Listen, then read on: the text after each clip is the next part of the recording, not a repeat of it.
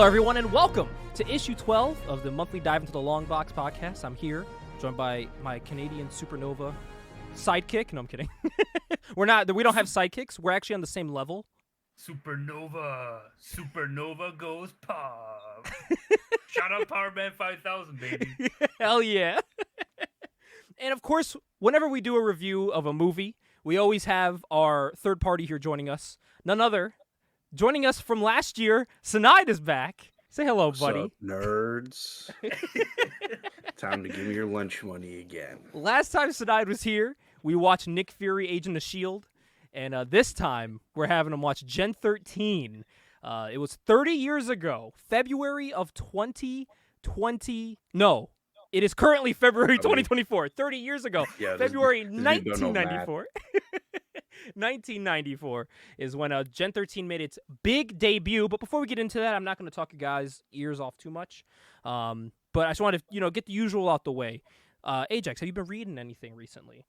Not recently, but I have finally set up my tablet.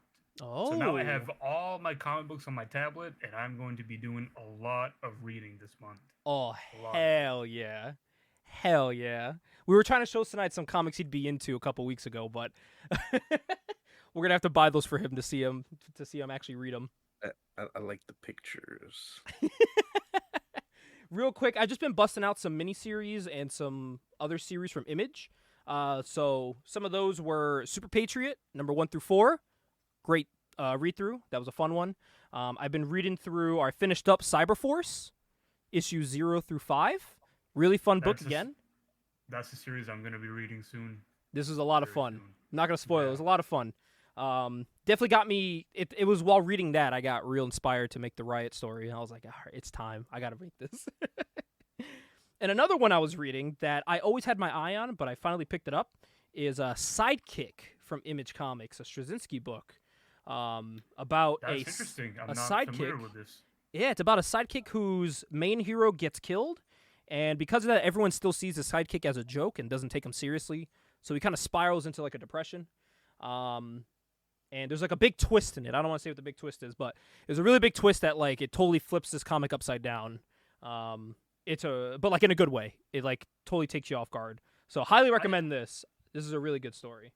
I like that. It's a deconstruction basically of what it's like to be a sidekick and, how to deal with the loss of the guy that you're working with. Exactly, and everyone just sees him as a joke because he was a sidekick. So it's like, it's a very upsetting story, but then it kind of makes you root for the things that he does, which aren't good. Right. Because you feel for him. A book that I couldn't root for whatsoever. Nemesis was trash. Sencii, if you're ever gonna read a comic, don't read this one. Gabe, I told you before you read this. I was like, listen, Gabe, this is gonna be bad. I was gifted this one year. I don't know which year I was gifted. It was like 20-something. It was like... Because like I read Nemesis and I thought it was bad. Bro, this is Edgelord Supreme. Listen, the story really is. The story was just like, I was like, all right, it's a little edgy and dark, and I was like, it's whatever. It's not the best. And then they really lost me with the incest thing, where they forced a brother and sister to have sex with each other, and the brother was gay, and they forced them to have sex with each other. The bad guy did. This guy, Nemesis. And I was like, all right, I think I'm out. But it was like right at the end of the story, so I was like, all right, whatever. But it's yeah, see, it says right there, police chief's daughter pregnant by her gay brother. Nice. Yeah, that's where they lost me. Yeah, sounds like some real Nema piss. Am I right? Belongs in the toilet. But a book that was good and very inspirational was Superior, about a kid who can't walk. By the same writer, by the way. Same writer, man. Same writer. I believe it's cerebral palsy he has. He has like the things on his arms, so like he can't walk too well. Or no, he's in a wheelchair. My bad. He's in a wheelchair. And it's just about him dreaming of becoming a hero. And he makes a deal with this little creature, this little monkey creature. It's a literal monkey in a space outfit. To be whatever he wanted to be, and he ends up becoming Superior, a superhero that he watched in movies. And it's a really just touching story about a little kid who gets to just save people. He has a chance to just like change the world, and he does. He like cures like hunger in like Africa and stuff. It's like insane. It's a really good Oh, book. yeah. It's really sad too. Highly recommend Superior. Good story. And the last thing I read is The Big Boy. So now we're not going to make you read one of these for your first comic book, but it is a big boy here. Oh, God. As thick. And is Grendel, an iconic hero. Matt Wagner's Grendel. This thing is fucking just so much words. When I opened up the book, and this was one of the first few pages here, I was like, oh boy. This is the first thing I saw. I was like, oh boy. This is just this is just a book. When you look up the definition of a graphic novel, they really emphasize the novel part of it. Yeah. Luckily, Too it many does. words for me, brother. It does go more like casual after with stuff like this. You see, there's some action happening there. But yeah, no, it's a really good story. It's really hard to talk about because there's just so much happening in this book. Let's see, you get a little bit of this action here for Sencii. A little gawk going on in the book. Whoa. The gawk happening. That's in the pretty book. sweet. Right here. We have Justine here listening live. We have a live studio audience for reactions. Yes, here on issue 12. But I've been reading, as you can see, it's just been a lot of older stuff. I'm just like getting through a lot of my catalog of like graphic novels and miniseries. I'm just trying to get through. Just read. We'll talk about it next month. I'll talk about it in a little bit more detail. JLA 2, Earth 2, and some other things. So we'll get more into that. But I think the big thing to really talk about today. Before we get into it, Gabe, I should mention the reason why I haven't really been reading comics this month is because I've been playing so much Marvel's Midnight Suns. I've been playing so much of it. It's Morbin time. I logged in. I logged in like 300 hours in that game. No joke. You've been too busy watching Madam Web. We'll do a Madam Web review and we'll bring Sencii on for that. I'm gonna watch Madam Web tomorrow. No joke. I'm gonna go see it in. I agree. This is tomorrow. This is the thing. There's other movies where I'm like, I'm never gonna see it. I'm never gonna see it. But Madam Web, I'm just so genuinely curious about what the fuck they do in this movie that I'm gonna watch it. It's a morbid curiosity movie. Yeah, it really exactly. Is that based on a comic? So all the characters are, but loosely how they're portrayed in the movie, from what I've seen. Yeah. Let's just say Madam Web is played by the chick from 50 Shades of Grey. In the comic, she's like a 70-year-old woman. For the most part. Whereas Hollywood. Yeah. Whereas Dakota Johnson's not even like 40 years old. Yeah. I know. And to my understanding, Justine told me this, that I guess in interviews, they thought the movie was going to be set in the MCU. Like, up until after the movie was made. Yeah, they were tagging Marvel, like the Marvel's studios and all that. Like, no, it's not. She was like, we don't want nothing to do with that shit. They were like, no, X-Men, Deadpool, Fantastic Four, that's us. Oh, man. Well, we are going to be looking at the Gen 13 movie. This came out in 1998, guys. What were you doing in 1998? Shitting in my diapers because I was 2 years old. Actually, let me see if I was even alive. Let's see. July 17th, this came out. So I just turned 2 weeks old. Wow, look at that. Wow, and this was what was happening when you turned 2 weeks old. Hell yeah. If you people aren't sure about what Gen 13 is, this is just a quick little thing I'm going to share here with the guys. This is actually in a Wizard magazine I was looking through while trying to figure out a topic for this month in Wizard. Gen 13 was something that was not only very popular in the 90s, but was also something that was very frowned upon by the public. There's a little article here where it talks about how things like Gen 13 were being too suggestive for kids in comic book shops. They were equating it to like porn magazines because it showed some cheeks on the cover. Oklahoma and Florida, what are y'all doing? Yeah. So yeah, it was something like that. It was very, very influential. And another cool thing and an interesting thing I didn't notice before going into this movie was looking through another Wizard magazine. They were talking about how this movie was actually supposed to come out in 1996, and there's some preview art, and the art is somewhat different from what we see in the show. For anyone that's watched Batman, Fairchild looked much more like a Batman the Animated Series character, along with grunge. Everyone else kind of looks like how they looked in the cartoon we watched. But grunge and Fairchild looked a little bit more like their comic book counterparts and more like the Batman animated series. Well, Gabe, I believe the team that worked on this movie is the same team that did Mask of the Phantasm. Oh, really? Yep, that's what I looked at in my research. We'll talk about a little more, but there was some pacing things in this that was a little weird about. Some of the movie went by. I feel like it went a little too quick at some parts. See, I actually didn't hate that because it was like a tight. It was quick. Half. Yeah. You get in, you get out. It didn't overstay its welcome. I like this movie. I was gonna say, I had a lot of fun. Right out, like I like this movie. I had fun. It wasn't great by any means, but I liked it. Yeah, I don't know if I was gonna say. I was actually gonna say I don't know if anyone would agree, but I thought the movie it was a lot of fun. It was just like it was one of those turn off your brain and just enjoy what you're seeing. It's very of the time. Some of the jokes felt like they were from 1996, maybe. My favorite character by far in this is Grunge. I have some quotes from Grunge in my notes. Grunge is by far the most quotable person in this movie.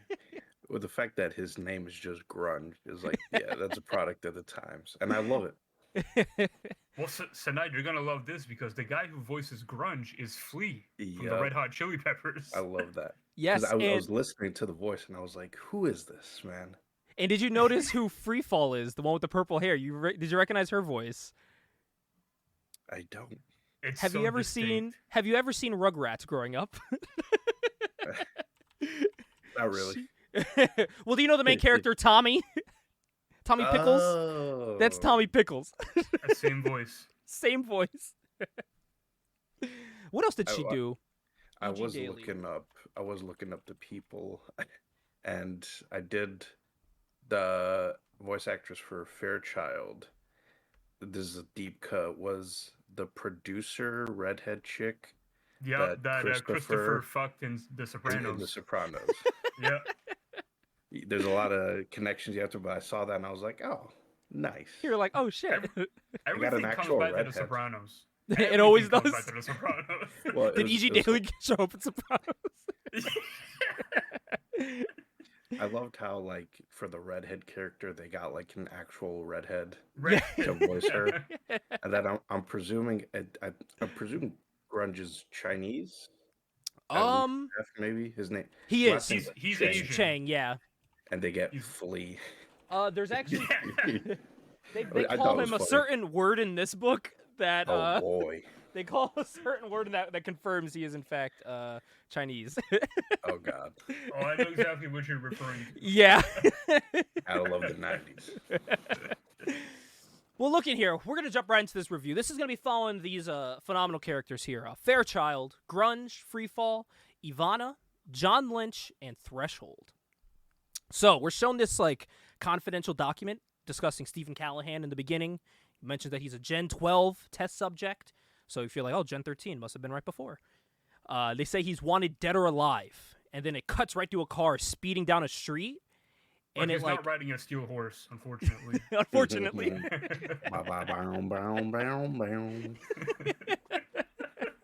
So he's driving this car, and he just careens off the road and drives into a ditch, to which the door opens, and there's a baby in there that's just perfectly fine in the passenger seat with the mother. And I'm like, holy shit. Yeah, baby's not dead, just alive. And then as she's like, here, take the baby, she gets murked. The lady that was holding it. As you find out, it is the wife of this man, and you find out this man is Stephen Callahan.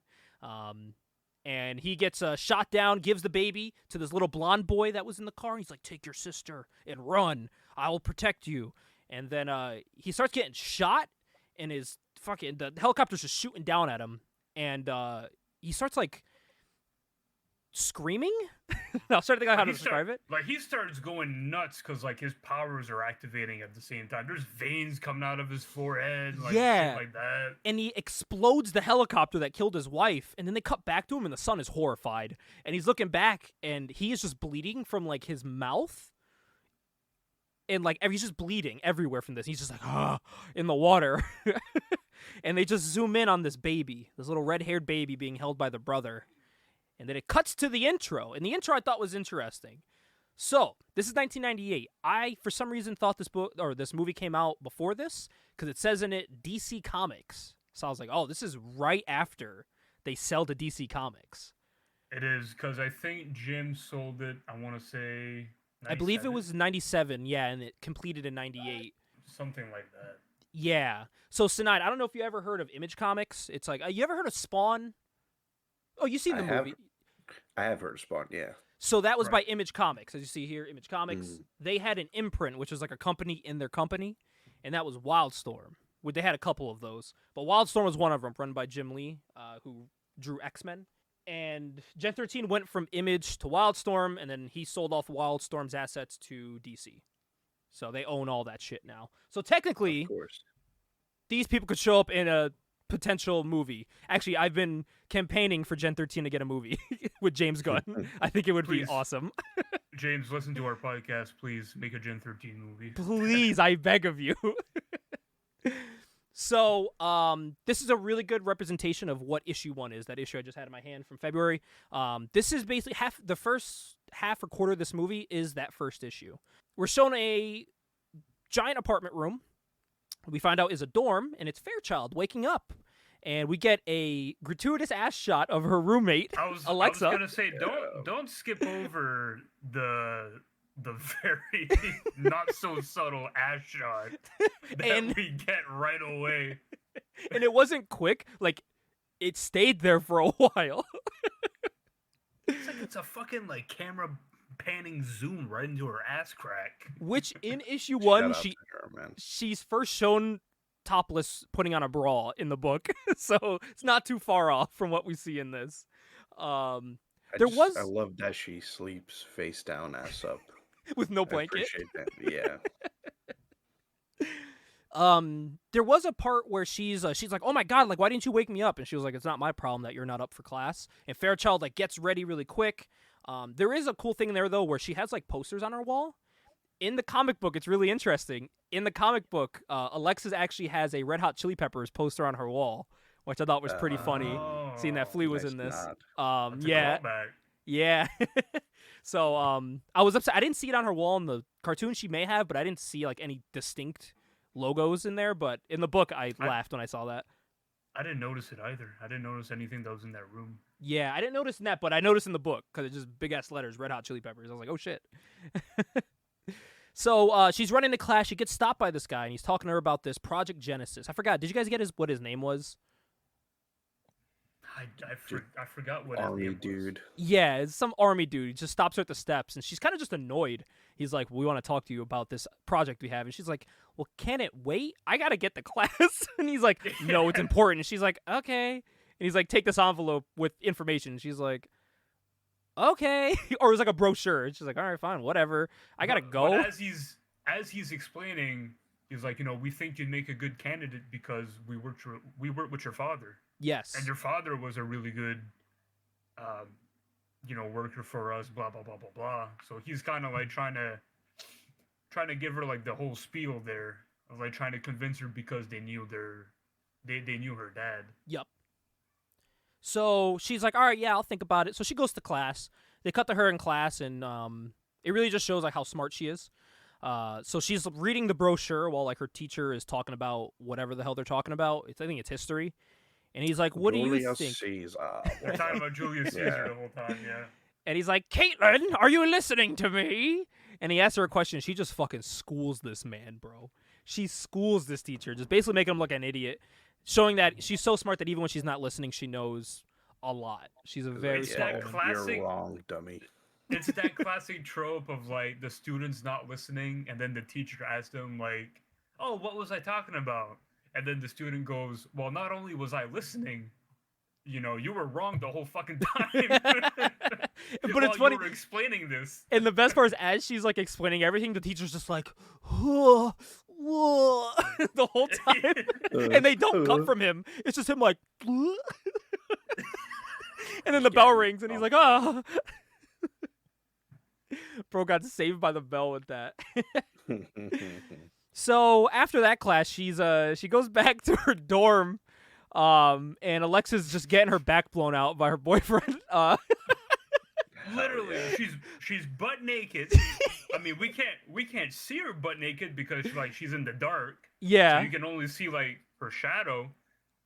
But she's butt naked. She And opens this door. And it's like it's an inconvenience. She's like, oh, Caitlin, like, what are you doing here? like, I'm busy. And it's funny because like usually if someone's naked at a door, they'll like peek through with their head so they don't show the body. Now she just like opens it and like her body's just in the big open door as she's talking. Like, okay, Alexa, Jesus. So she's like, Style. I forgot what they were talking about, but the big highlight of it, I love when she's just like, oh, by the way, Caitlin, do you have an extra condom I can borrow? And then she pauses and goes, what am I asking? Why do I even bother? Give me Before 15 that, minutes. The guy that she's hooking up with comes in and slaps her ass. Yes, And she's like, oh, you're such a bad boy. But it's funny, and when he does that, I didn't know what he was doing at first because she was doing like moans, and I was like, "What are they doing in the door?" It's like, bro, what? They risky at this school. What the hell? Why do you got a finger in?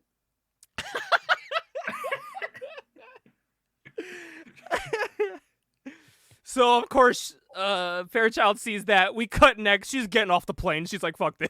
I'm going to this Project Genesis. I'm not That's She's all had it took. enough of this school, man. It was so funny because the roommate was like, "Give me 15 minutes," and she's like, "15 minutes? Fuck this! I'm abandoning, My all this school, my progress life. I've made in I'm this going on a school." plane. And she asked that too. She's like, "What am I gonna do with like my school and my family?" And they're like, "Oh, we'll handle it. Don't worry." So yeah, she arrives at Project Genesis. She gets off the plane and meets fucking Helga. She's a unit when she pulls up. She Yes, really that'll is. come. So she's telling her about what this Project Genesis is and how there's other people there that are part of this program. And right as she's explaining to it, we hear, "No, man, I don't do needles, bro." Yeah, my guy. My And it's spirit grunge. animal appears. And they're like, "Mr. Chang, come back here." And he's like, "No, man, you're not gonna get me with that." And he like runs away and falls down the stairs onto fucking Fairchild. That's a really good impression, Kim. I gotta give you that. So he falls on the Fairchild and he's like, "Whoa!" Like he's all happy he fell on her, and to which he's immediately pulled off. And we meet Freefall, my girl Freefall. She pulls up, ciggy in her mouth, and she's like, "Nice to meet you." What's her? Oh, Roxy. Roxy. I'm Roxy. Yeah. Yeah. And she goes, "And this is grunge." I don't think they call her that. Like, I don't think they call her Free Fall in the whole movie. They don't. They But all don't, my notes are yeah. Freefall. Yeah, Yeah. because when you guys were saying Free Fall, I was like, who was this again? Yeah, Roxy. It's weird because so they don't call her free fall, but they'll call grunge like grunge, and they'll call like later on, they'll call Matthew threshold. Yep. You know what I mean? But they don't call Roxy freefall. Like it's I don't know. It's strange. Yeah, I don't get it. So they meet and Helga's like, "What did I say about smoking?" And Roxy's like, "I'm just holding it for someone. It's not mine." As it's in her mouth. Classic. I like that they went with this voice actress because it sounds like a chick in her that's like 19 or 20 smoking a cigarette. She kind of really has that does, raspy yeah. voice. It fits really well. I wasn't sure at first when I heard it. I was like, yeah, that's kind of now when like I was reading through. I read the Gen 13 issue 1 after, and that's the voice I kept hearing in my head was that Roxy voice, and I was like, it fits. It fits really well. I picked up right away. I was like, man, I've heard that voice before. Like, hey, that looked like Tommy, or that sound like Tommy.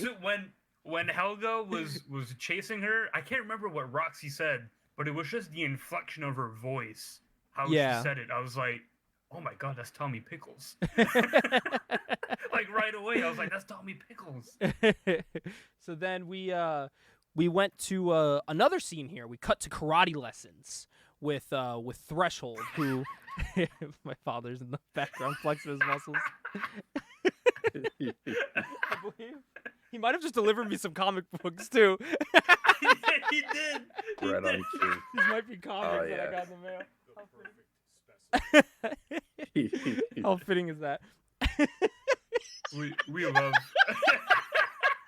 Justine in the back, she missed everything. The studio audience is going wild. Man, we love Gabe's dad so much. Yeah, be good. So we cut to karate lessons with Threshold. In the book, this is done basically the same way. Just instead of one guy training with him, it's actually 3, and he's just kicking all their asses. And then they throw him to the ground, just like in this, and they laugh at him. And they're like, ha ha ha. And he's like, nobody laughs at me. And he just fucking snaps this dude's leg with his head, with like using his mind. He just snaps the guy's leg. In the comic, it was more brutal. He blew up a guy's head. I was like, I wish they did that. That would have been so sick if he did that. I do have to say, though, his hair doesn't translate too well, the cartoon, than it does in the comic. I mean, it works, but in the comic, it looks a lot cooler than it does in the cartoon. Yeah, it's functional, but it looks better in the comics. Yeah, it's just, I don't know if it's obviously like the art style. It depends, but even his costume looks very different than what it is in the cartoon. The cartoon costume's not at all what he wears in the book, but it works for what it is. It's very Doctor Strangey. Threshold, by the way, played by the great Mark Hamill. Yes. Yep. Luke Skywalker, Joker, people that know him. Joker. They actually mention Luke Skywalker at some point in this movie too, which I thought was kind of funny. So yeah, he gets called by Ivana. We meet Ivana. By the way, at this point in the book, I'm gonna go back and forth, talk about it, but I'm very happy they got rid of a big part of this book, which they kind of mix Ivana into 2 characters. They mix her with the Ivana character and Matthew's quote unquote sister, who in the book kind of wants to have sex with him. But they look nothing alike, so I don't know if they're actually related. But it's very kind of like incesty, and I'm very happy they didn't include that. They got rid of that sister aspect, and they kind of lumped her character dialogue into Ivana, who's kind of just like how would I describe Ivana? She's just a very dictative, I guess. She's kind of like a dictator when it comes to the Gen 13. Yeah, I mean, she's the big bad of the movie, basically. Yeah, she's like the big bad of this movie. Mean lady. Yeah, that's a good way to describe her. So she tells her that there's someone that he might really want to keep an eye on in this, that they brought into the Gen 13 program, which I thought was kind of fucked up because he only has one eye, but it's okay. Ivana goes, she has a very high IQ. And he's like, oh, a smart one.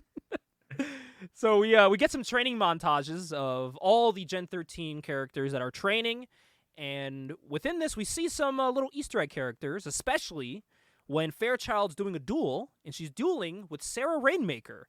That is a character who is a mainstay in the comics and is one of the main players of Gen 13. As you can see, but oddly enough, only gets a little bit of screen time in this movie. She's included right here on the book. She's also included on the cover of issue 1, 2, I believe. She is not. She's on the back of it. But yeah, so I was very shocked that she's not a main character in this. She's kind of just there. They get like 2 scenes with her, but yeah, like she doesn't really have like a lot of speaking lines in this movie, which really surprised me. Yeah, I felt like they were really like sizing this up for a second movie, and I felt like she would have shown up in the second movie, but they just it never happened. So yeah, now hearing that makes me now understand the later scene, because as you guys said, like they do like focus in on her a little bit. Yep. But as someone who's not familiar with the material, I'm like, why are they? Yeah. Why do I keep showing this chick? She's hot, but who the fuck is she? If I'm correct, she's Native American. If I'm correct. I believe so. Yes. I believe so. Anyways, Fairchild kicks her ass though. She hits her. They're fighting with those those things that have like the cushions at the end. Or not cushions, but they're like padding. The American Gladiator gimmicks. I was just gonna say that. Yeah. Yeah, American Gladiator like gimmicks. 90s game show. You got to hit each other off a thing. They're on an episode of Guts. Yes. Remember Guts? Someone was selling that trophy. I want to buy it. I saw that. Yeah. So she kicks her ass, and then she's just like, "Oh, I got a headache.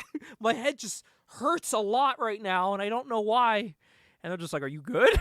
Are you okay?" And everyone kind of just walks away. For the most part, they kind of just leave her be. You'll be all right. And then we get the scene that's for the men that are watching this cartoon. We get our shower scene with Fairchild, and they spend a lot of time in this the shower scene.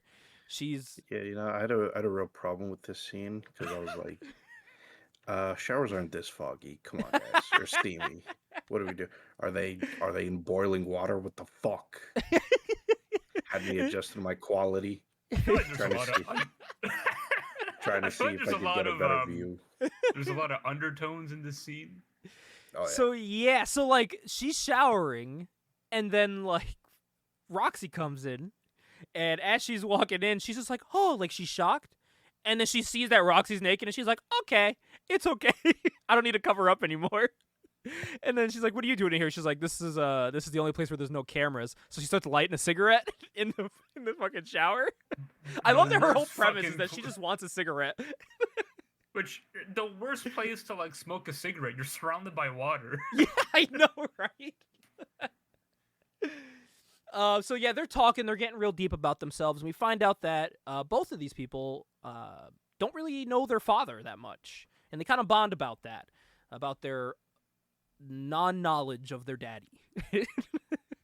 And yeah, that's just like their moment of becoming friends.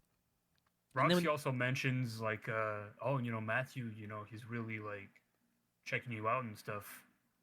And Fairchild just kind of doesn't really acknowledge it. She's just like, yeah, I know, like he's staring at me like really intensely. I don't know what that's about. I don't like it. Yeah, pretty much. Yeah, she mentions like, maybe he wants you. Maybe what I said earlier, I take it back. Maybe they did kind of include it in this movie. I love that the movies you guys have me watching just, a little sprinkle of incest. Did you guys feel like the dialogue pacing in the scene was weird? It's like they were talking to each other, and there was like, as soon as like Roxy got done saying something, it was like, immediately Fairchild. And it's like, why is there like no like 2-second pause in between of like what they're saying? So that it's early when I was talking about pacing, there's a couple that's in this movie quite a bit, where it's just like quick talking, which is what I think threw me off. There wasn't like a natural conversation, which again, it's 98, but like, Batman the Animated Series was around and was doing this. Yeah. So, but that was my only gripe, was that like I agree, things were like kind of quick when they were talking. It didn't feel natural, and I'm trying to like process what the last person said, but another one's immediately talking, and I'm like, what? Yeah, it felt abrupt. There's just something about it that felt so abrupt. It felt like when you're reading bubbles in a comic book and you're just going from one to the other to the next. Yeah, which like in a movie you can't really do it that way. Also, no shower scene like that of them two in the comic, so that is for the movie. Sorry, Sencii. I was thinking about reading the comic, and now you just turned me off. What the hell? But that is how Matthew looks. As you see, his hair looks a lot cooler in the comic. Very cool. A lot less swoopy. Yeah. And whenever it is, it's because he's doing his power, and it's like, whoa, looks all cool. So they go to bed. The kids they go night-night, and at some point of this, I don't know if they're drugged or not, but boy, are they deep sleepers, because they're sleeping and they're just picked up, put into these containers, and just moved around. And I was like, okay. And then like as they're in that, they like put them in these containment tubes, and it like these tentacle things go up their nose, and I was like, oh, it's one of them shows? Their like, nose and their mouths. Yeah, I was like, oh no, this is hitting a lot of demographics. Yeah, plugged. So yeah. Fun way. So yeah, like stuff goes into their nose and mouth, and you don't know what's going on, and then they start filling up with water, and I'm like, what the fuck? And at that point, John Lynch shows up. Good old John Lynch, the sideburns. The whole time you're looking at that, aren't you like, well, fuck, aren't they gonna wake up? Yeah, that's what I was waiting for. How are they? I was expecting someone to wake up in the tube, like, like Grunge waking up and like freaking out, like, oh, dude, what am I doing in the tube, dude? Dude, they use the special knockout gas Yeah. that all militaries have. And in the books, they are put in tubes, but when they are, it's shown more as like it's just part of the training. So it's just, it's not like a secret thing, like it's known that they're being put in these things. So that's like the only thing that's like different about it. By the way, they're taking a test, and free fall makes Mickey Mouse. Right here, it's Mickey Mouse. Oh yeah. Whoa. Get away with that now. I know, right? Sort of. Yeah. And by the way, I got Helga right there on the cover. Oh yeah. And yeah, so John Lynch shows up, and Ivana's like, "Motherfucker, it's John. We gotta get him out of here. He's gonna fuck everything up." And Lynch is pissed. Like, he gets in the elevator, and he's like, "Dog, why did you bring back this Project Genesis program? Like, why are you doing a Gen 13? Like, Gen 12 should have ended this. This is not good for these kids. It's not good for anyone. This is just bad written all over it. Don't do And this." John speaks from experience because he was a part of Gen 12. Yes. Just so like, knows. just like Thresholds' dad. Yes. Yeah, it's like, do you not remember Gen 1 through 12?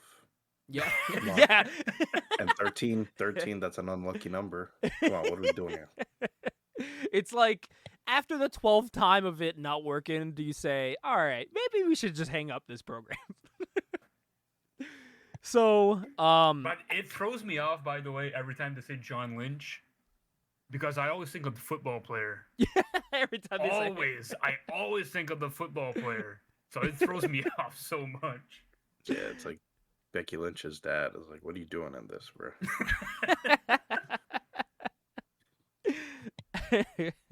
So we get another flashback to that same time from the beginning of the movie where this little kid is running with the baby that we were shown earlier, and they're running through the woods, and they fall into this giant waterfall after being chased by these soldiers.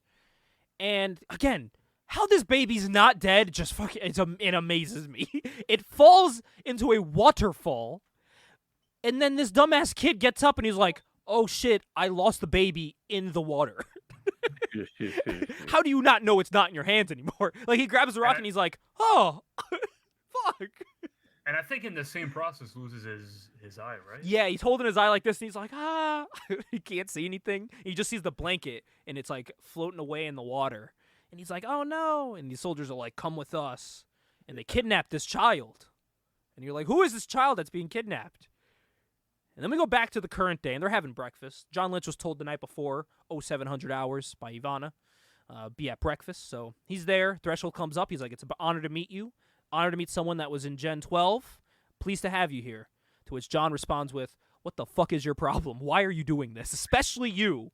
Why are you a part of this?" And you're like, "What are you talking about?" You know, you're like, "What the hell?" And then he's just like, "Listen, we're going to end this conversation here. It was a pleasure meeting you. I'm not going to take this bullshit." And as he's talking to him, Fairchild's like, "Oh," and she falls over again. She collapses, and she was hallucinating. And when John Lynch grabs her, she looks at her plate of food? Or was this before she fell? She looks at her plate of food.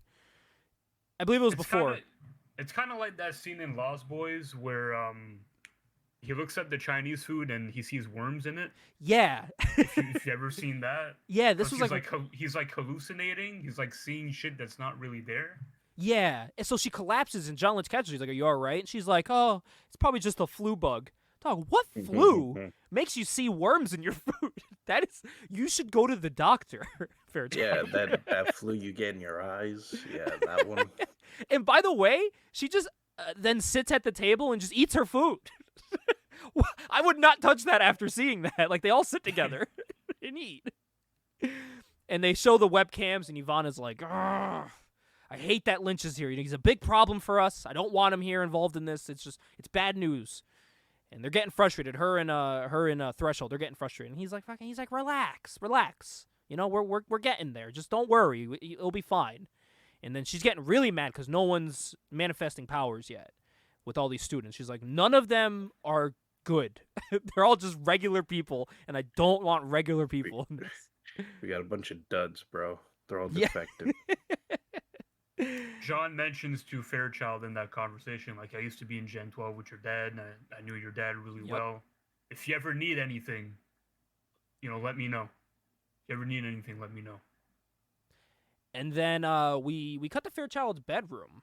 Like, oh, and by the way, when he says that, they like clear out the fucking cafeteria with like an alarm system. Actually, I want to mention something else. So they're all eating, and Grunge looks at Fairchild straight. He's like, "You gonna eat that?" Yeah. my guy.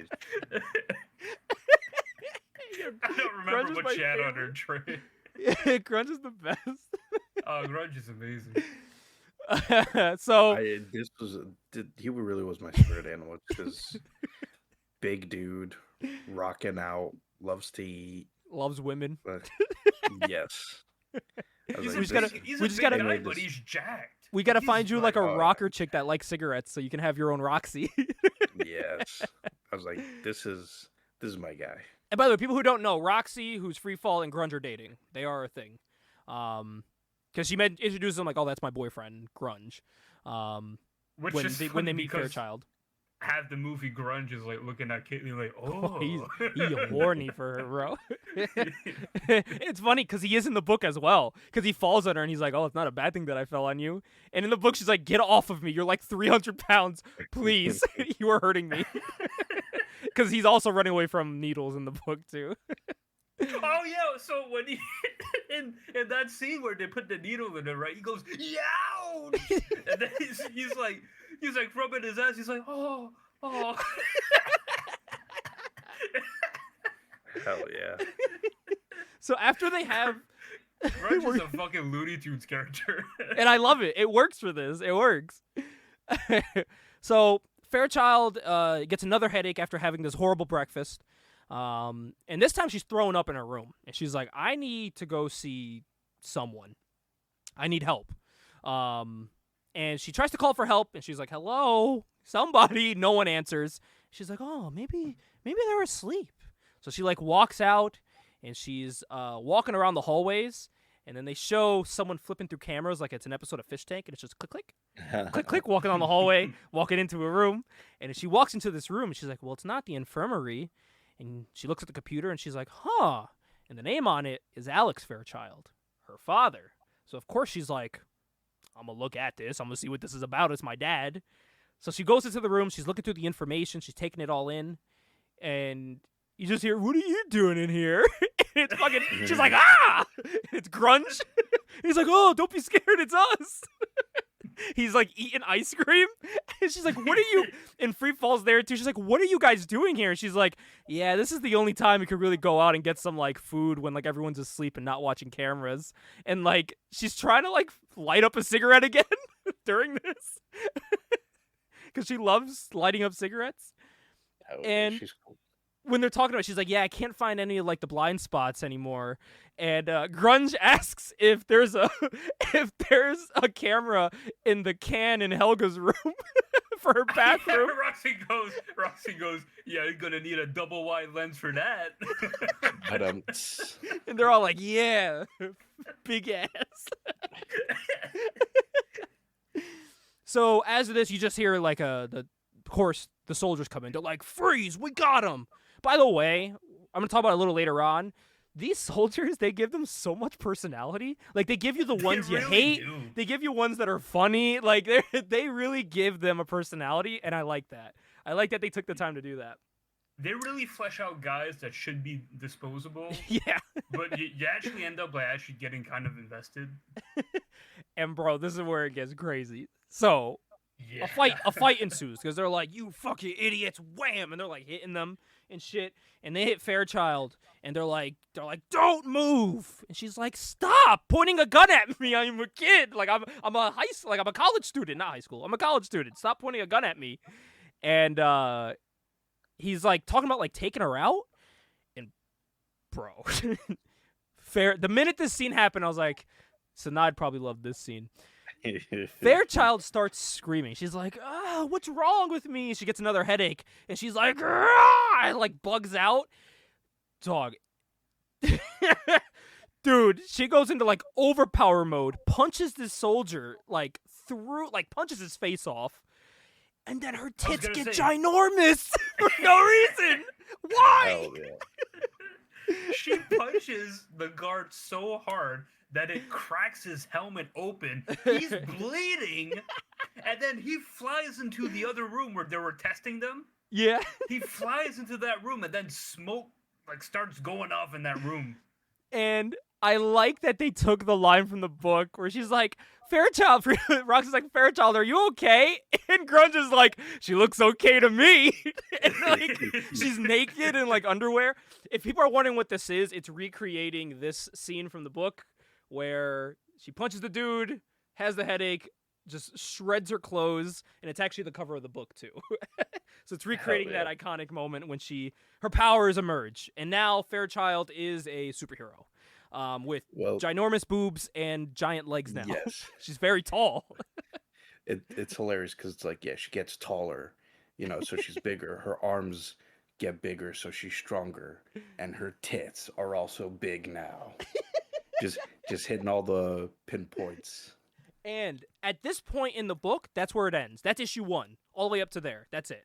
So everything after that is the later issues. By the way, for people who are wondering, this whole movie is based off of the miniseries, the 4-issue miniseries. So people want to read what happens, you can also read the book too. For people that are curious. So now, if you want some imagery to keep, this is what you want to buy. And it's got a little pin up in here. Whoa, what was good? It's got everybody. This guy's not in the movie.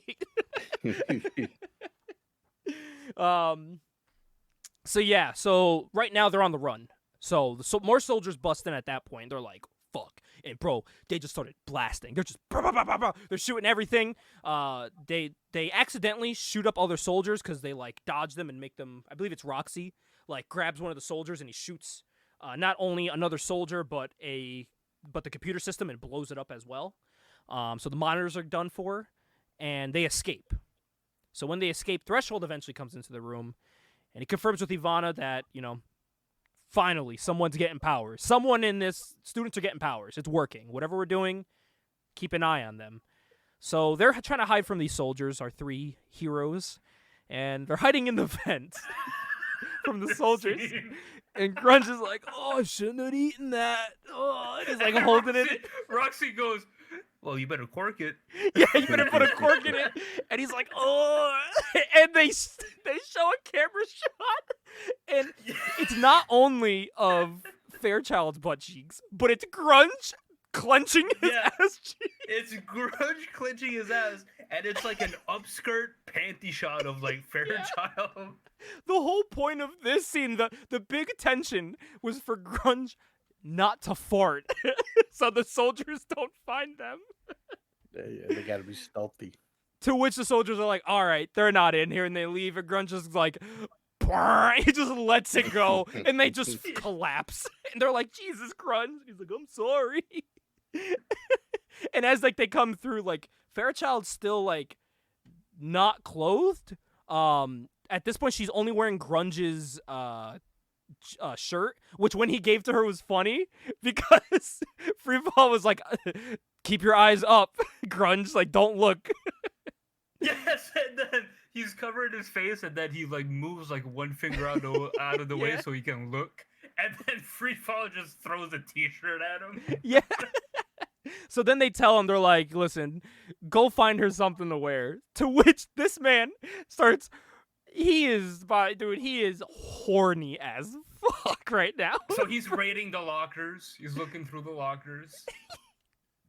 And he finds underwear, and he's like, too small. So then he goes to another one, and he's like, whoa, and it's a big bra. What did he say? He was like something about, I didn't know someone was keeping this kind of, like a student was keeping this kind of secret here. And then Roxy goes, like, oh, bro, I didn't know they had this kind of equipment here. Yeah, and he's all smiles, like lifting the bra, all happy. And Roxy's like, Grunge, you're in Helga's locker. And he's like, bleh, and he drops the bra. Oh, gross, dude. And then they're like, wait, maybe this will fit you. And they throw over, I believe it's at this point they give Fairchild the Helga's outfit, her training outfit, which is just the Fairchild outfit from the book. It's just like larger because it's Helga's. The movies, it's the movies like way of saying like, okay, here's her suit. Like that's their way of like introducing it. Yup. So yeah, they give her that, and at this point they find out they're in the lockers, and they throw a bomb at the lockers, to which Grunge yells, holy shit, it's a freaking grenade! That's probably the best line delivery Grudge says the whole movie. And then it just, boom, it just goes off. And they all survive the explosion. And they go in, and their soldiers are like, yeah, like they're alive. And you find out at this point that not only is Fairchild have giant cans and long legs, but she is also seemingly invulnerable. And the way she hit the dude, obviously now she has strength. So they get captured, and when they cut back to Fairchild, she's like in the desert, like with rocks and stuff. And when she gets found by the soldiers from this, they're like, get her, and they just start shooting at her, and she just fucking runs. And when she's running, they tell us she's running at 60 miles per hour. So she is seemingly also very fast. She has these superhuman abilities. They're shooting at her, and she goes behind a rock at some point, and the soldiers say, you're not getting away that easily, you little bitch. There's moments in this movie where they cuss and you're like, oh man, that came out of nowhere, didn't it? Yeah, this is one of those. But the funny part was when he said, you won't get away that easily, you little bitch, a rock just comes flying and she fucking kills one of the soldiers. Oh yeah. She just destroys him as soon as he says that. Then after she does that, she gets like this headache. Again, another headache, but this time is an interesting one. She can like feel the pain that Freefall and Grunge are going through right now. They're being electrocuted. Might I add, Freefall's being electrocuted in her bra and panties. For some reason. They stripped her clothes off for some reason and did this. But also the same with Grunge, who's in boxers and socks for some reason. That was hilarious. Grudge is being electrocuted. All you hear is,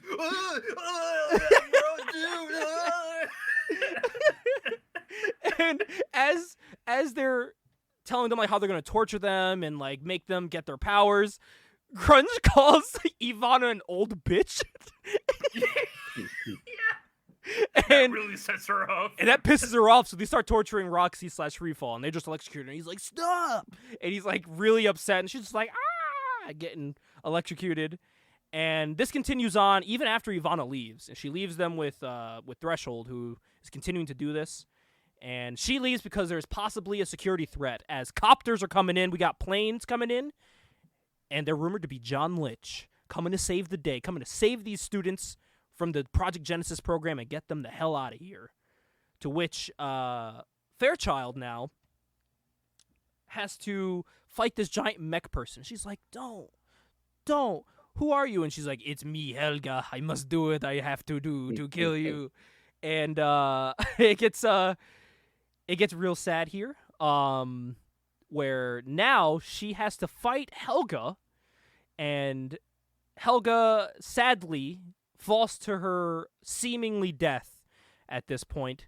After Fairchild, Fairchild just knocks her down and she's bleeding from the mouth. You feel kind of bad, and you can tell she feels bad too. She didn't want to hurt Helga. She Helga just had to do what she had to, but she then has to fight people on the roof of this building, and she's trying to pose as Helga. And she's talking in a very convincing accent, which made me think, was the same actress doing Helga and Fairchild for this accent? It felt like it. It did, yeah, because Fairchild was really speaking in a convincing, like, Russian or I don't know, German, I guess, accent. I think it's German, yeah. It's German, funny because yeah. they're like, lift up the hood. Yeah. Let's see what you look like. And she's like, no, I can't. I think my radio is broken. Yeah. But what I love about it is that, like, they're not idiots. Like, they're smart soldiers. Because, like, she's saying no, and they're like, bullshit. Like, Helga would have shown herself. Like, And then she's like, yeah, let me just check something. Wham! And just knocks them out. And they're like, whoa! And they get knocked out. And she just destroys everyone, too. But there's some banter between the soldiers before she beats them up, where they're just having, like, a regular conversation. And you're like, these are just regular people. They do a really good job of that. So John Lynch, eventually, he does fly in. We are confirmed with John Lynch coming in to destroy this whole program, save the test subjects. But Grunge, at the same time, is still watching Roxy get tortured. And while he's watching her get tortured, there's a whole spiel by Threshold about like how he's gonna bring this out of them, and they're gonna. What did he? I forgot what exactly he said to them. But he had like really evil lights on his face where he looked all evil. He's basically like going into like this whole spiel about how he's gonna hurt them. You know, how they're either gonna die or they're gonna go Gen active, and Gen active is like the key phrase in this in Gen 13, where if you go Gen active, like you get your superpowers. Correct. So he's basically torturing them to the point where they either go Gen active or they die. Yep, exactly. So, also, he likes it. Yeah, he likes a little too much. This man is he likes torturing purposes. So as he's torturing Roxy, Grunge gets pissed and he goes Gen active, man. He absorbs the material of what his arms are latched onto, and he just rips out of it. And at that point, he just knocks out Threshold. He knocks him out. And we find out his power is absorbing whatever material he touches, which you saw from that. And he gets, Roxy down, and he's like, "Oh, I saved you." And she's like, "Oh, my knight in shining armor." And then they kiss, nice. All romantic and whatnot. So Fairchild eventually does break in, and she's like slowly marching in, like all quietly. And then she just turns, and all the soldiers are just there with lights, just waiting for her. And she's like, "Oh!" And then she tries to like walk back, like they didn't see her. And I was like, that is something I would have done. And Ivana's there, so she's waiting for her. But as Ivana's like seemingly going to have her shot down, the cavalry shows up. Baby Grunge and Freefall show up, and they're coming to help her not get murked. I believe, if I'm correct, Grunge jumps down, and Freefall's just like, "What the fuck?" And she's like holding on to like the broken thing, and she's like, "I want powers, god damn it!" Like she's pissed. And that's when her powers activate. A little later. A little later? Okay. Yeah, this is the first time. Okay. This was the first time. Gotcha. Yeah, because then at this point is when Grunge throws some shit at the tank. Threshold, right? Yeah, he like plugs it up. Tank. It like plugs the tank up, and they're like, "Fire!" And then it blows everything up, and they all set on fire. And that is when you find out Ivana has a metallic hand. Our big supervillain has a cool metallic hand. And it has these things called shredder cords made of razor wire. And I'm like, oh, those are a lot of words. Which, Sencei's not going to get this. But as soon as I saw this, I was like, man, this reminds me a lot of Omega Red. And I was like, oh, yeah, Jim Lee makes sense. It makes a lot, yeah. He loves Omega Red. It's like, I think he just recycled Omega Red. Let's take Omega Red and make him hot. And evil. Titties. And more evil, yeah. So she is just fucking, these little fingers, man, they're grabbing on the Fairchild. She's whipping her around, just back and forth. Grunge again comes in for the save. He absorbs her metal that her arm's made out of and just karate chops that shit off. That was badass. That was really cool. That was really cool. So then the heroes begin to, they get to the top of a helicopter because at that point, she's like, "Shit, I don't have an arm. I gotta go." Like, I'm a lefty, and that's my left hand. I gotta go. And they go to a helicopter, which is being flown out by. Is that the one? No, it's not John Lynch. He's still at the location. Oh no, yeah, it's just a regular dude. They're like, "Fly the helicopter," and she's like, "Hey, Fairchild." Freefall's like, "Fairchild, can you move your left butt cheek, please?" It's Matt. You weigh a ton. Yeah. And then it's funny because they're like, the guy's like, I can't fly this plane without, getting the okay. And they're just like, "Fly the plane. We're superheroes. Just listen to us." They like threaten him. Regulations. He's like, yeah, you guys need to have seatbelts on, and everyone needs a parachute, and we don't have all that, so they're like, "Go." He's like, "Just go, motherfucker." And poor guy, man, this poor dude, as he's flying the plane, Threshold rolls up, man. He floats up, and he has his arms out. "What arms wide open?" And he looks at the guy, and he just fucking explodes, just like earlier what I said he should have done. He explodes the pilot's face all over the windshield, and they start just plummeting down. And as they're falling, Roxy's like, this son of a bitch just won't go away. Everywhere we go, he's here. And as they're falling, like plane pieces are falling down, and then they all just stop in midair. And it's quiet. You just hear, this son of a bitch, he just doesn't leave us alone. Everywhere we go, he just wants to control us. He wants to do this. He wants to do that. And they're like, Roxy, how are you doing this? And you find out she is controlling them, making sure they don't fall to their death. And she stops them all from falling. She can control things with her mind. And she's like, oh, shit. Make, like, force fields. Yes. Yeah, like for Bubble like to give a shields. visual, it's almost like a protective bubble. Almost. Yes. Yeah. And then it's funny when they land, she starts looking around her body, and she goes, oh, man, I didn't get a killer body like you did, Caitlin. It's like, at first, all she wanted was powers, and then she got them, and she was like, fuck, I didn't get the whole shebang. Damn it. So, he comes down, Threshold's like, guys, like, we can be powerful. Join me. And he just like, if you don't join me, I'll just kill you. You know what I mean? And like earlier, they just start laughing at him. They just laugh at his face. And he's like, oh. What were you saying? Gonna be evil dummy. Oh, yeah. Lol. Lol, loser, get out of here. They're just emoting on him. There's a Well, his whole deal is he's like explaining to them like join me, we can overthrow the government, that killed my parents, yada yada yada. Yep. And they're not buying it. They're like, hell no, dude. So, yeah, they laugh at him right in his face, and he starts sending like these energy sonic waves towards their head, and they're like, and they're like all their heads hurt. If Fairchild's like, oh, I've had enough of these migraines. Like, I'm too strong for this now. And she, like, sends it back towards him. And he, like, goes flying. So they fight that back. And then they do, like, their big superhero fight. Did anyone have any big notes of things they mentioned or saw from this fight? There were some cool things, like, at one point, Grunge he turns into rock at one point. He and does, when he gets yes. hit, his arm falls off. And I was like, oh shit. He lost an arm. And then he falls in the water. And there's a really cool thing where they send Threshold in the water. And he pops up and he's just made of like liquid. And then he just makes like this giant like tsunami. And I was like, oh fuck, that's cool. He had his arm again, but I actually found out in other books he can like reattach his body parts if he's still that material. So if he lost that arm and put it back, it'll like reattach, which I thought was really cool. They didn't really show that in this, but it kind of implied it when he came out of the water and lifted up both his arms. Grunge is such a versatile hero. Like he can touch something and become it.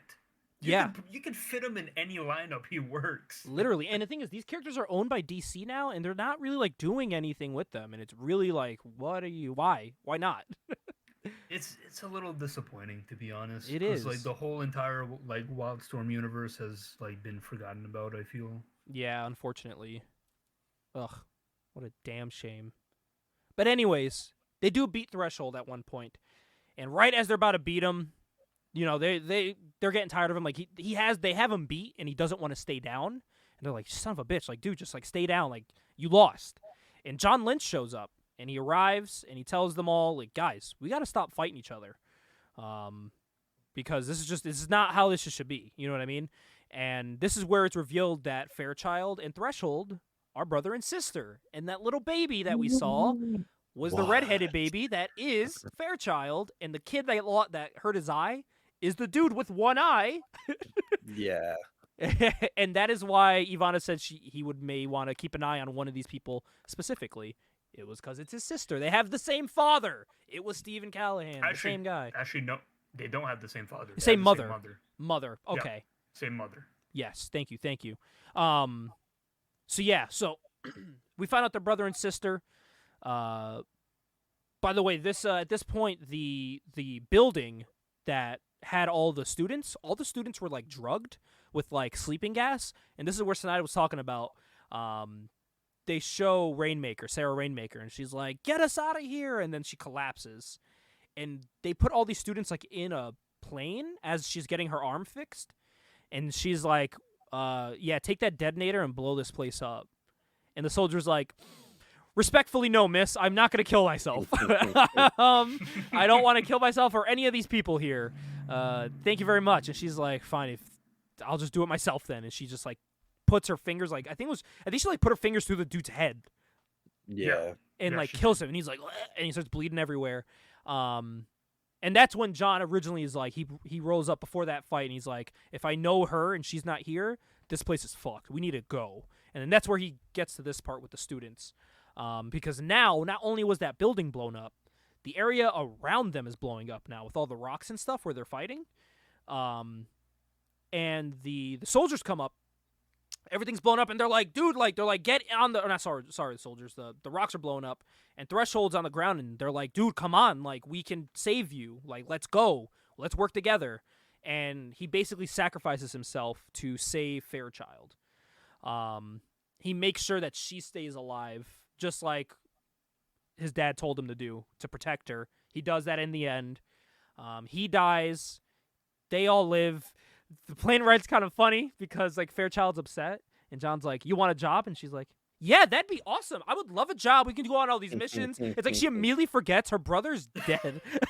Like she immediately just doesn't care. Yeah. It's kind of weird there how they showed off their relationship because they don't even have like a what? You're my brother, you're my sister? Like they don't have any sort of like revealing dialogue. Like No, it's revealed, but they don't have any sort of connection, like not at all. no words.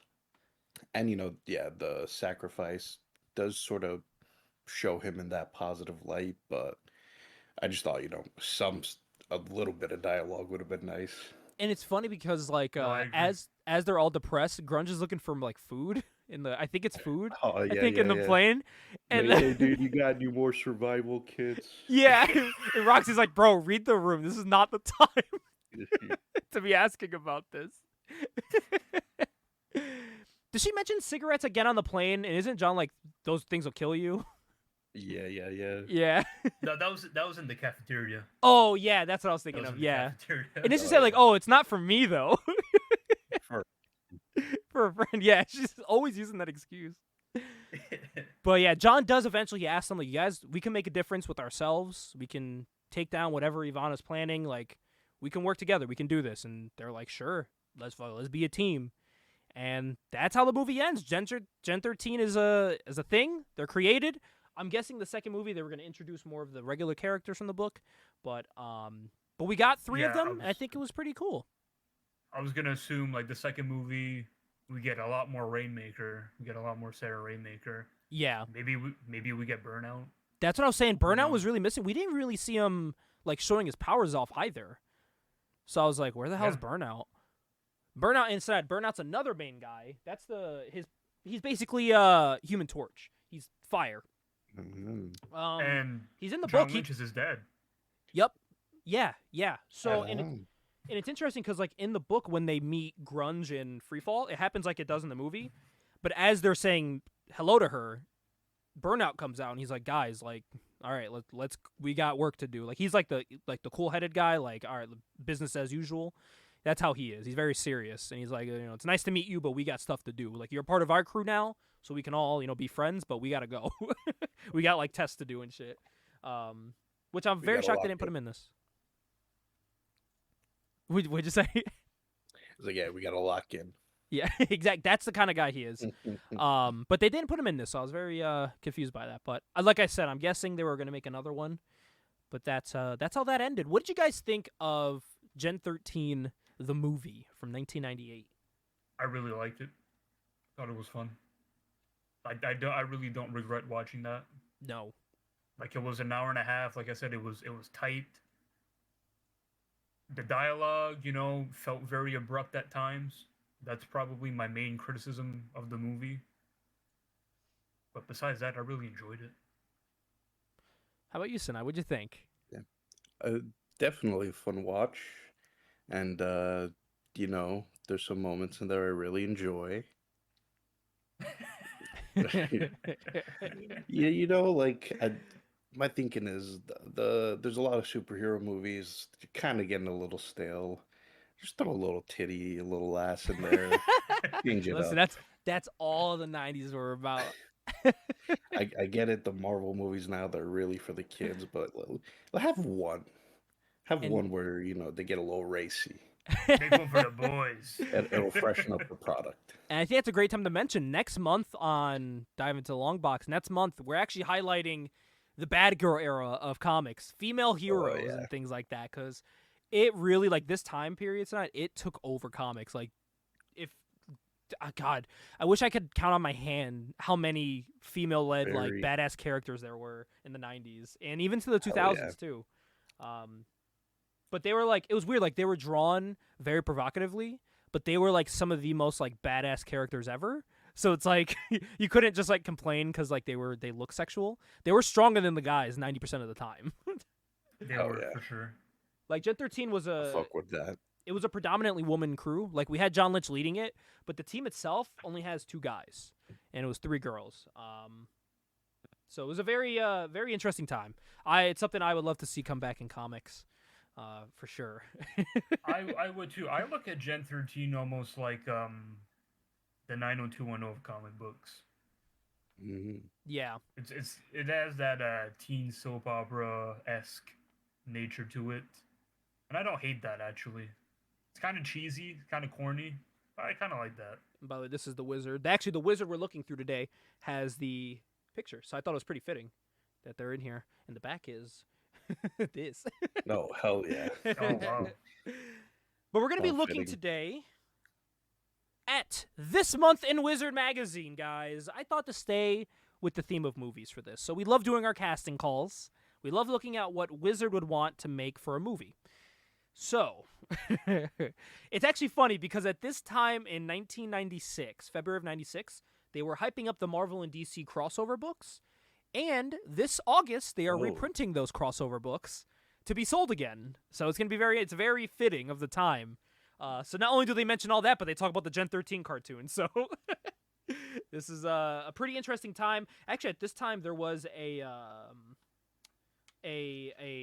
think the X-Men Mutant show. I think it was, God, what the hell was it called? The New Mutants, I think, just came out. The TV show that wasn't very good. They talk about that slightly in this. I just can't find the page, but I'm not sure I remember that, actually.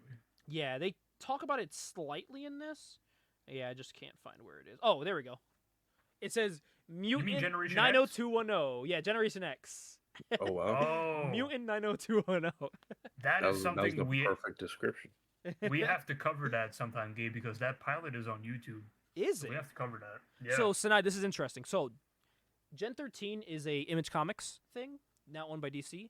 Generation X was owned by Marvel, and when Gen 13 was supposed to come out, it wasn't supposed to be called Gen 13.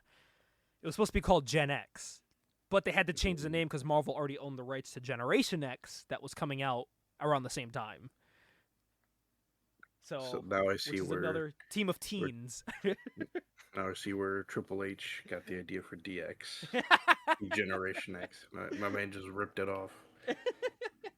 But jokes on Marvel because Gen 13 was way more successful than Generation X was. Yes, it was. I think to this day, if they make another Gen 13 book, it'll sell really well. Yeah, I think it'll sell, relatively well based on the nostalgia of it. Especially if you get J. Scott Campbell. I agree. The art for it. I forgot to make the joke that I didn't like this movie because I thought it was going to be about genies. because when you look at Gen 13, kind of looks like Genie. I just want to throw that out there. I was supposed to make that joke and I forgot. My bad. Well, for This Month in Wizard, I thought I'd look at a casting in this one that is actually pretty interesting. There was a book that came out in the 80s. It was a very pivotal book by the name of Dark Knight Returns. So, Wizard Magazine thought to say, you know what? Let's cast this Batman movie that would be coming out. A Dark Knight Returns cast. So, interesting enough, this is what they had. To play Batman, they had Fred Dryer from Hunter. Do you guys know who Fred Dryer is? I'm not familiar. I think he is a tough guy with a chiseled look and receding hairline. He might also be a former NFL star. Oh, wow. Just throwing it, yeah. You look at all his movies, and it's a bunch of movies that have to do with Hunter and like all of its sequels. Oh, he was in Agents of S.H.I.E.L.D.? What? And Justice League Unlimited? What? Okay, he was using a couple different things. To play He Robin. has a very Red Foreman look. He does. And if you look at that Batman there, I could see him as that. So for Robin, it says, someone kind of cute, yet no nonsense. Should be our young Robin actress. How about Anna Chlumsky from My Girl and Gold Diggers? Don't know who Anna Chlumsky is. The girl from, hold on, My Girl, the girl Macaulay Culkin hangs out with. You never seen My Girl? No, I never saw My Girl. Oh, okay, yeah. I was like, who? Yeah, Macaulay Culkin gets killed by bees in that movie. Oh? If you ever want to check that out. Well, spoiler alert. Oh, my bad. Oh, wait, I have seen scenes from My Girl. The scene where she runs up to the coffin and she's... Yeah, that's all over Twitter. Yep. That's her. Yeah, that's her. They wanted her to play Robin. You know what? I could see that. We should probably specify to Sanai, like in the Dark Knight comic, Robin's not a guy. Oh, it's Robin a girl. is a woman. Yeah, I was going to ask about that. Yeah. Yes. Also, in this picture that they used of her, she does look like a boy. Yeah. Well, she has that like just stereotypical 90s boy haircut where it's like long, but it's still like you can tell it's been cut. She looks like a character from Dawson's Creek. Quite literally, yeah. Oh man. But yeah, so this character, her name is Carrie Kelly. Very famous Robin, who kind of, did she really do anything after? Like, I feel like, I mean, they kind of made her like a Batgirl type thing at one point, but that's really it. No, they really haven't done a whole lot with Carrie, which I'm very like, shocked outside about. of that. But on the next page here, they're looking to cast Two-Face. Two-Face for the nutty yet sympathetic Two-Face. We want Ed Harris from Apollo 13. Plus, he looks good bald. Forgot Two-Face is bald in the book. He looks like Lex Luthor. Forgot about that. Commissioner Gordon, Sam Elliott from Roadhouse and Tombstone is a super choice as the older, more gruff Jim Gordon, which I highly agree with. Superman. Love Sam Elliott. In Dark Knight, Clark Kent didn't really age that much, so we need a square-jawed young guy. Brad Johnson from Always and Flight of the Intruder is our man. No idea. No idea. But I know who the next one is. To play the Joker. This is a very... I was like, okay. Tim Curry would be brilliant as the freakish aging Joker, since he portrayed a similar character in the Rocky Horror Picture Show. Oh, take a shot. Rocky Horror Picture Show. It wouldn't be too much of a stretch. And after looking at those pictures, I'm like, yeah. Big fan of that, yeah. I buy that because that's been a fan cast for a long time. Yeah. Big fan of that. I feel like the two names I've heard the most to play Joker is Tim Curry and Willem Dafoe. Those are the two names I always Willem hear. Dafoe would have been great.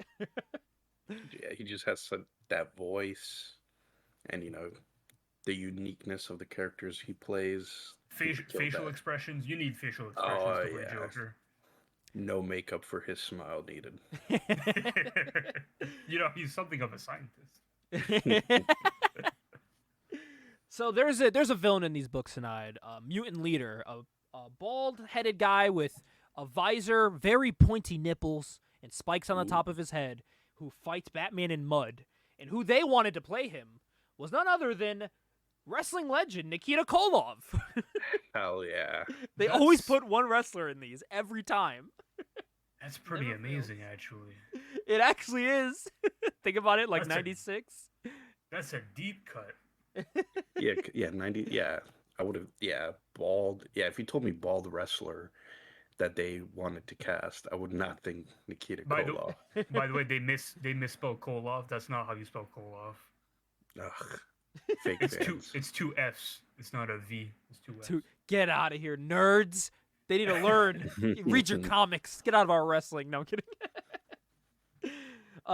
Captain Elliot Yindle, Jamie Lee Curtis, they said, would play Commissioner Gordon's butch successor to a T. Listen, I'm just reading, man. I'm just reading what they said. I think you could say Butch, yeah. Yeah, I can say that. I think Jamie Lee Curtis works in just about any movie Jamie that Lee you can Curtis, fit you're her all anywhere. of us. Angela Bassett did the thing. Have you guys seen that of that chick singing at an award show? And she was like, Jamie Lee No Curtis, idea. you're all of us. And everyone's like, what? It doesn't make sense. To play, I don't know which order to go this, so we're going to go Alfred here. Alfred, they said, who better than Tony Randall from The Odd Couple to play Bruce Wayne's anal and ever so trustworthy butler? Oh, I didn't know where that was Hey, going. yo. At first. Yeah. We got Butch, anal, very colorful vocabulary. Green Arrow, best suited for sarcastic roles, Howard Hessman from Head of Class, WKRP in Cincinnati. Could run rings around any other potential Emerald bow and arrow guy. I don't know who that is. There's a lot of like unknowns in this one. But the next last two page, dudes. Unknown to us, but like you have to think like those actors were very, I call it like flavor of the month. Like they were hot for the time period. the next one is pretty funny. So, to play Doctor is the last page. Dr. Wolper he was this guy with an afro and a big bushy mustache. They wanted Gabe Kaplan to play him. Don't know who that is, but to play David Indocrin. Since Indocrin is based on late show host David Letterman, this is no stretch. Plus, Letterman could sure use the ratings boost. They want David Letterman to play basically himself in the book. And Snide, that is actually the character in the book right there. Yeah, I mean, yeah, no brainer. But I looked ahead, and I'm gonna wait till you get to it. But yeah, Next, I just had to get that one out the way. We're gonna go look up here to the fat guy in the book. Though David Ogden Steers from MASH and Doc Hollywood probably ain't a bomb expert, he'd be good as the Joker's blubbery explosives pro. I'd say that's you missed with Jason Alexander. Well, we're gonna save that other one for last. From Seinfeld. Okay, at first glance, that looked like him at first glance. I was going to say, I thought that was Jason Alexander at first. When I first flipped through, I was like, oh shit, Snide's going to love this. And I saw the name, I was like, oh, that's not him. Who is this? So the next one, Dr. Ruth Weisenheimer. Come on, this is no stretch either. As the comics, Dr. Ruth is based on real Dr. Ruth Westheimer. It's the same person. Yeah, they just put two of their real people. And to play Ronald Reagan would be now 3. Ronald Reagan. Does this even need explanation? Don't think so. Though we'd have to explain it to Ronnie. He wouldn't remember doing the role. Jesus Christ. That is who they want to cast for a potential Dark Knight Returns movie. Would you guys watch that movie? Hell yeah. I absolutely would. I mean, Reagan post-presidency, playing himself, Letterman, post-assassination attempt. Thought you could keep me down? Yeah, I'm an actor now. Sprinkling crack all over the United States. Let's put him in Batman. And just for Sinide here in this wizard, there is an image of Vampirella. Oh yeah. There you go. When we do that movie, Gabe, when we do the Vampirella movie, we need Sinide for that. Sinide's gonna become our go-to third movie reviewer. Yeah. He's like, listen, if it's got a woman, sign me up. That's what he's thinking. Who's got some titty? It's Liddy. Well, guys, thank you for listening to the issue here. This was a really fun one. We really enjoyed this movie. It was a really good time on the one shot. We are going to talk about something a little interesting, though. Something that didn't know existed until I went to the comic book shop to get my weekly books, and it was just on the shelf for $5. So I grabbed it. It is a crossover book between Marvel Comics and Image, as it is Spider-Man meets Gen 13. Whoa. Look at the whole crew all there together. Freefall, Burnout, Rainmaker, Fairchild, Grunge, Spider-Man, and Heather. Heather Height. Heather. She does have a name, but I'd rather call her by her government name, Heather. So that'll be a fun one to quickly review through. And remember, on issue 13 next month, for the month of March, my birthday month, we're going to be talking about some female superheroes and really highlighting those. And I think that'll be a really fun time. So Sencii and Ajax, thank you guys for coming on for this one. I appreciate you. And Absolutely. Can't wait to see you come back on tonight for another movie. Listen, I know the cheat code to get me back, so activate it whenever you need to. Thank you, everyone, for watching and listening. We appreciate you, and we will see you in the next one.